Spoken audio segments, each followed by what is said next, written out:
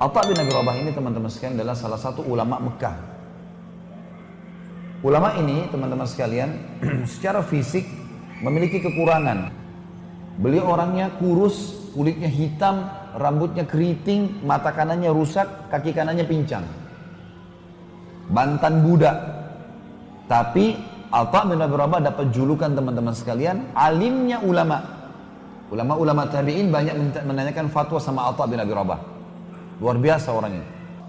Di musim haji datanglah Sulaiman ibn Abdul Malik khalifah dengan anaknya, dengan ketampanannya, dengan dayang-dayangnya, dengan kebesarannya, buka kemah besar, kemudian masuklah wukuf di Arafah. Sementara wukuf, Sulaiman mengatakan, di mana sahibuk, aina sahibukum, mana nih teman kalian nih? Biasanya kalau bahasa sahibukum ini santun dari khalifah untuk mufti, ya, untuk muftinya. Atha bin Abi Rabah ini ada di mana? Kata mereka, Amirul Mukminin lagi di kemahnya, lagi menunggu orang-orang yang lagi antri, lagi antri bertanya gitu. Dia bilang, saya punya hajat, saya ingin datang ke sana. Baiklah, Sulaiman datang. Begitu dia masuk ke kemahnya Atha bin Abi Rabah, disambut oleh Atha bin Abi Rabah, pelukan, ngobrol, saling menyebutkan kata-kata yang santun satu sama lain, sebagaimana adab seorang muslim. Setelah itu Atha bin Abi Rabah bertanya, wahai Amir Mukminin, kenapa anda datang ke sini?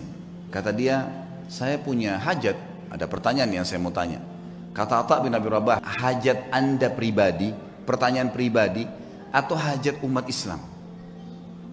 Kata Amir Mukminin, hajat saya pribadi, pertanyaan saya pribadi. Atha mengatakan, kalau begitu Amir Mukminin, mohon maaf, anda keluar antri bersama muslimin, karena ada yang sudah antri sebelum anda punya hajat pribadi. Kalau itu hajat umat Islam, saya akan dahulukan anda. Orang di sekitar Sulaiman ini marah, tapi Sulaiman diam. Rahimahullah, beliau sangat luar biasa. Mana ada presiden atau raja mau dipermalukan begini? Kan tinggal jawab selesai kan gitu. Tapi beda nih, ini namanya muru'ah, ya, menjaga kesucian kehormatan dengan Allah. Luar biasa. Silakan anda antri, karena muslimin sudah antri sebelum anda. Sulaiman keluar antri. Ini orang di belakangnya sudah pada marah nih, ajudan-ajudannya segala sudah luar. Ini kalau bukan karena Sulaiman diam, maka kami sudah ngamuk nih gitu. Subhanallah, antri. Dan Atha bin Abi Rabah dalam kisah ini dikatakan menjawab fatwa dengan tenang. Hukumnya begini sampai selesai, sampai giliran datang Sulaiman. Begitu datang bertanya, dijawab juga dengan tenang.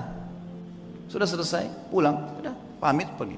Begitu kembali ke istana, tentu ada masalah nih ya. Sulaiman bin Malik dengan keimanannya juga akhirnya dia mengatakan, kumpulin semuanya, kumpulin semua kerabat saya yang ada hadir di sini dan semua ajudan pemerintahan. Dipanggil semua kumpul. Di kemah yang besar mereka kumpul, lalu dia mengatakan, apa yang kalian lihat bukanlah sesuatu yang mempermalukan. Amir Mukminin, raja, bukan sesuatu yang mempermalukan. Dan demi Allah, Allah memuliakan Atha bin Abi Rabah dari saya karena ilmunya. Dan di dalam Islam memang seorang alim di atas seorang amir. Dan memang saya punya hajat pribadi, maka jangan pernah ada yang merasa marah dengan Atha bin Abi Rabah, karena saya sendiri tidak marah dengan dia. Dan wahai anak-anakku dan para ajudanku, belajarlah agama, karena ilmu agama akan mengalahkan singasana para khalifah. Tapi bagaimana teman-teman, khalifah bisa begitu, Atha bin Abi Rabah alim bisa begitu, dan semua dengan lapang dada bisa menjaga. Kenapa? Karena mereka yakin ada raja yang sebenarnya, Allah Azza wa Jalla. Satu waktu, kisah yang lain, Atha bin Abi Rabah ini pernah datang orang-orang Mekah mengeluh pada beliau, keluhan-keluhan banyak sampai kepada beliau. Maka Atha bin Abi Rabah niat mau datang menuju ke khalifah. Khalifah didatangi waktu itu. Datanglah Atha bin Abi Rabah, dia naik keledai sampai ke depan istananya khalifah. Dari Mekah teman-teman ke negeri Syam, zaman itu 1 bulan dengan kuda yang paling cepat. Ibu kotanya Khilafah Umayyah waktu itu Damaskus, ibu kota Syria. Dari Mekah ke Damaskus ini 1 bulan dengan kuda tercepat. Dia naik keledai bisa 2 bulan. Dia pergi ke istananya khalifah untuk menyampaikan masalahnya muslimin. Tiba di istananya khalifah. Begitu dia mau turun dari keledainya, rupanya ada kereta kencana Kereta kencana datang dengan 6 ekor kudanya, keretanya mewah. Di dalam kereta ini ada orang lain namanya Atha Al-Khurasani, ulama juga nih, ulama tabi'in. Dia juga namanya Atha, tinggal di Khurasan, di Iran, gitu kan, pada saat itu. Maka di dalam kereta ada anaknya. Atha Al-Khurasani punya anak. Anaknya ini cerita sama kita. Dia bilang apa? Saya melihat ayah saya turun dari kereta kencana mendatangi seseorang yang kulitnya hitam, mata kanannya rusak, kaki kanannya pincang, bajunya, jubahnya besar, imamahnya sudah tua. Maksudnya Atha bin Abi Rabah. Dan kata anaknya kata Khurasani, belum pernah ayah saya turun dari kereta kencana temuin orang, belum pernah. Selalu orang lain datang, karena ini juga ulama besar, selalu didatangi oleh orang-orang gitu.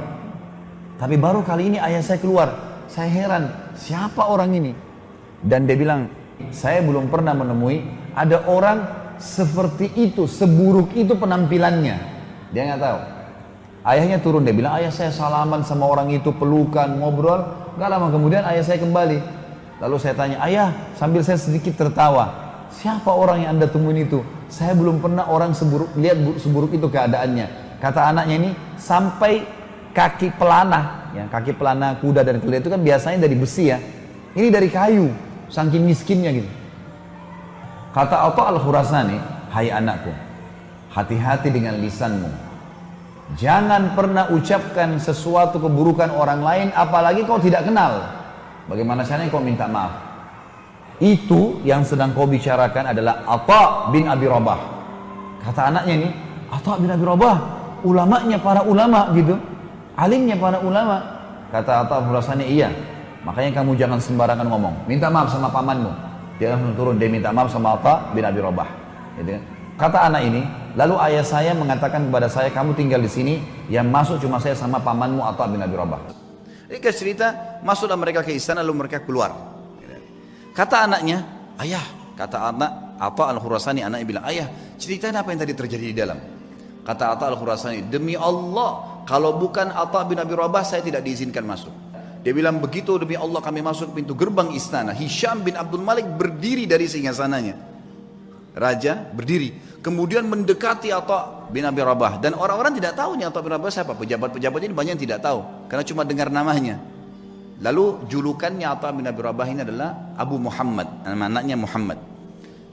Hisham mengatakan, hahuna Aba Muhammad, kesini ayahnya Muhammad. Atha bin Abi Rabah setiap mau mampir ke sebuah kursi dia bilang, la hahuna Aba Muhammad, dirangkul terus tangannya. Kata Atha Al-Khurasani, begitu sudah dekat dengan singgasananya, lalu kemudian saya dipersilakan duduk. Atha Khurasani dipersilakan duduk. Lalu Atha bin Abi Rabah demi Allah didudukkan di sebelah singgasana khalifah, sebelahnya pas. Dan belum pernah singgasana khalifah diduduki oleh orang lain termasuk anaknya khalifah. Enggak boleh duduki singgasana itu. Hisham mengajak Atha bin Abi Rabah yang luar biasa begitu kehidupannya tadi, kondisinya duduk di sebelahnya. Lalu kata Hisham, ya Aba Muhammad, ada hajat apa? Kata dia, ada hajat saya. Hajat yang pertama dia bilang, penduduk Mekah dan Madinah wahai Amir Mu'minin, tetangganya Allah dan tetangganya Rasulullah SAW. Karena di Mekah ada Ka'bah, berarti orang yang tinggal di Mekah kan tetangganya Allah, bahasa santunnya begitu. Di Madinah ada rumah Nabi SAW, walaupun ada kuburannya beliau sekarang, sudah jadi kuburan, tapi kan rumahnya Nabi masih ada. Itu kan masuk dalam masjid. Tetangganya Rasulullah SAW, terlambat ataya mereka. Ataya ini kayak pemberian yang diberikan oleh kerajaan, ya, dari khilafah diberikan kepada masyarakat semua, kaya atau miskin semua dapat. Dari hasil pendapatan negara nanti dikeluarkan untuk kebutuhan negara, kemudian sisanya dibagi rata. Itu haknya masyarakat. Penduduk Mekah dan Madinah tetangga dengan Rasulullah SAW terlambat ataya mereka. Maka saya mengingatkan anda kepada Allah agar memberikan kepada mereka. Baik. Kata Hisham, ya gulam, sekretaris datang, catat dan berikan sekarang juga. Ada lagi hayanya Muhammad, ada lagi. Para mujahidin yang membela perbatasan kaum muslimin, mereka ribat setiap hari. Terlambat gaji-gaji mereka. Ada istri dan anak mereka mengeluh dengan saya. Maka berikan hak mereka. Ya gulam, catat, segera jalankan pesannya Aba Muhammad. Ada lagi hayanya Muhammad, terus aja Atha menyampaikan hajat muslimin. Gak ada hajat dia pribadi nih, hajat begini, hajat begitu. Ringkasnya adalah terakhir, sudah 5 hajat, 6 hajat disampaikan. Kata Amir Mu'minin, masih adakah hayanya Muhammad?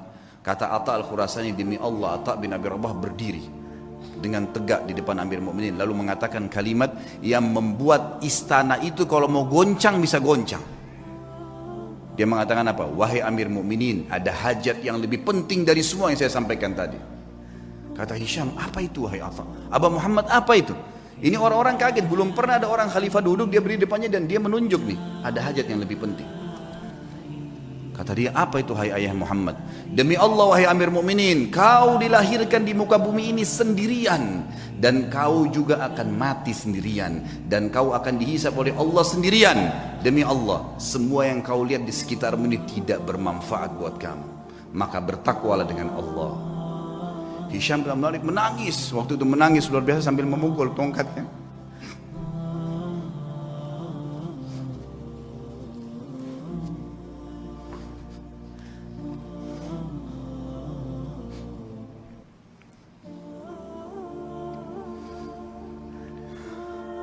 Hisham bin Malik akhirnya memukul tongkatnya sambil menangis, teman-teman sekalian. Lalu mengatakan jazakallahu khairan, semoga Allah balas anda dengan kebaikan, gitu. Setelah itu kemudian kata Atha al-Hursani, kami pun keluar, dan demi Allah Atha bin Abi Rabah tidak minum segelas air pun dari Amir Mukminin, tidak minum segelas air pun. Dan waktu kami tiba di pintu gerbang, maka dikejar oleh seorang sekretaris untuk memberikan dia sekantong uang emas. Maka Atha mengatakan, demi Allah saya datang bukan untuk ini, kemudian ditinggalkan. Lalu kemudian Atha bin Abi Rabah pulang, teman-teman sekalian, hanya untuk nasihat di khalifah dengan itu hajat muslimin, dan tidak ada hajat dia sama sekali. Kata Atha al-Khurasani sebagai penutup kisah, demi Allah kalau Atha bin Abi Rabah menyebutkan semua hajatnya, maka akan dipenuhi oleh Amir Mukminin.